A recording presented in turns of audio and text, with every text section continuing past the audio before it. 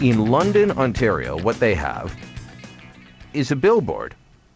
Now, London is not known for its big problem with gun crime.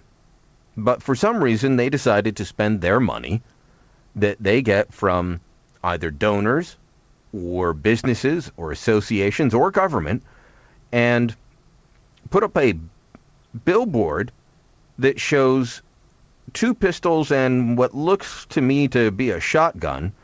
It's a bit of a fuzzy picture. Yeah, it's a shotgun. That says, "Guns are the problem. Crime Stoppers, 1-800-222-TIPS." What's this all about? Well, Rod Giltaca joins me now because he's someone else who noticed this. He is someone that runs an organization or speaks for an organization that looks out for the rights of firearms owners. The Canadian Coalition for Firearms Rights. It's actually based in the nation's capital. Rod joins me now. Rod, what were you thinking when you saw this giant billboard in an area not known for, being the shootout at the OK Corral town? Well, it was an interesting thing. It came across my desk early this morning, and when I first saw it, I thought, it's probably an ill-conceived message. But I did take a couple of hours off to think about it before I took any action.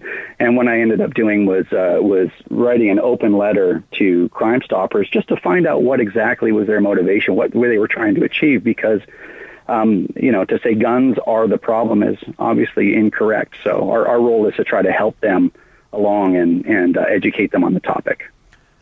There are how many licensed legal gun owners in Canada?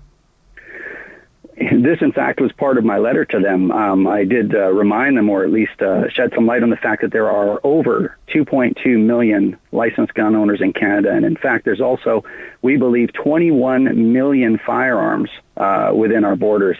And StatsCan reports that we have about 150 firearm-related homicides per year. So guns, it doesn't seem like guns are actually the problem. No, I wouldn't think so. Now, excuse me, we do have a shooting problem in Ottawa. I think we're, for the sleepy nation's capital, we're not used to an awful lot of crime. We're up to about 50 shootings, roughly. We keep a sign posted in the newsroom. Last time I looked, I think it was at 49. I haven't looked in the last couple days. That is a shooting problem, and that is a problem of guns.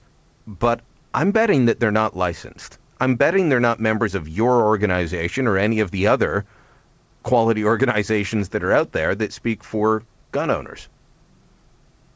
Yeah, they're definitely not part of these organizations. They're not part of the law-abiding gun-owning community in general. There's a problem with shooting in Ottawa. There's also a problem with shooting in Surrey, and out in my neck of the woods, out west. And I think what I keep asking, and we've had similar issues out west with Surrey City Council not wanting to give a permit to a gun show because of all the criminal shootings. And I think if I could impress upon any of these people is, you have to bear in mind there's no relationship between these criminal shootings and people that would go get a firearms license. There is no relationship there. And it just seems to be, and I've used the term before, intellectually lazy for a lot of people just to take information that they've gotten from the media and just connect those two because it's very convenient in conversation. But, there is no connection between those groups, even though, yes, there are some shootings, and they're all illegal guns with unlicensed owners. Well, I mean, it's not husbands and wives shooting each other. I mean, we know what's going on with the shooting problem in Ottawa.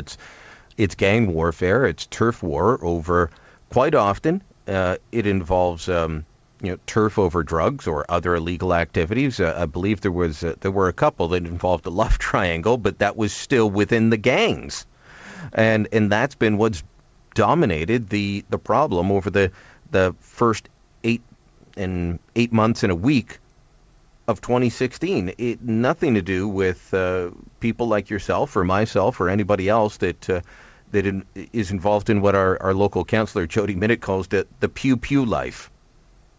Mm-hmm. And an interesting point about that is, even those shootings that we're talking about right now, this is only a handful of people I mean, at best, like a couple of hundred people in an urban center where there's millions of other people. Same thing with Metro Vancouver.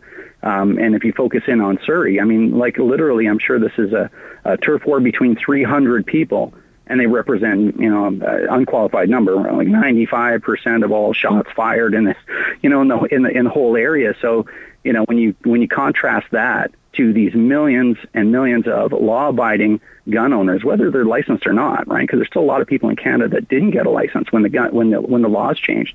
None of that crime comes from these people, and StatsCan has shown that, and it's not an opinion, it's fact. So it's really important for people to understand that.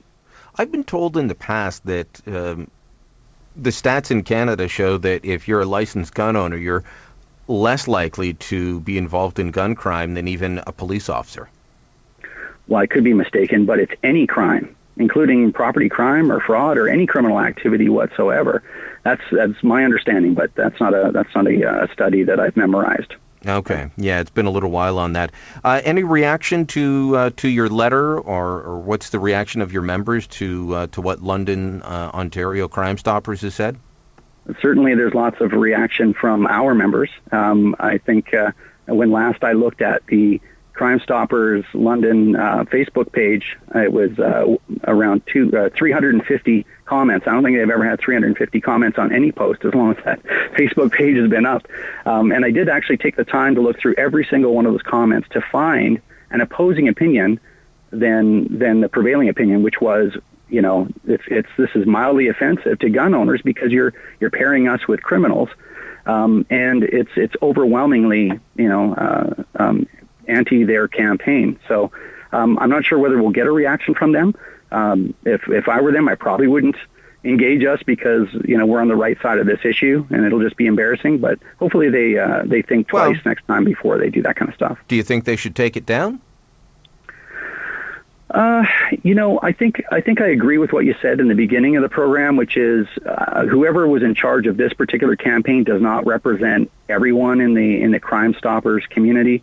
I don't want to paint with too broad a brush. I mean, yeah, I'd love to see it taken down, or I'd love to see at least them make some kind of gesture to say, that's not what we were intending. We kind of screwed up a little bit, and everybody does. Unfortunately, if you screw up on a radio show or on television, you can almost be forgiven because there's a lot of pressure there, and maybe you said the wrong thing. But when you've got a billboard campaign approved and you spent $10,000 on it, a few people had to give that the thumbs up. What do you think? I would think, and perhaps not the best use of money if your goal is to bring down crime rates or to alert people to who police are looking for. Even if you agree, if you're on the side that says, oh no, guns are the problem, how does that billboard help reduce crime in London at all? Well, it absolutely doesn't. Yeah. Even if it had perfect messaging, are the criminals going to look at that and go, yeah, you're right. I'll turn myself in. My illegal guns are the problem. Yeah, I don't want anything to do with with problems any longer. So I don't know. Rod, where can people find out more about your organization? They can find us at www.firearmrights.ca, and we also have a knowledge-based website that the CCFR members have paid for as well, called gundebate.ca.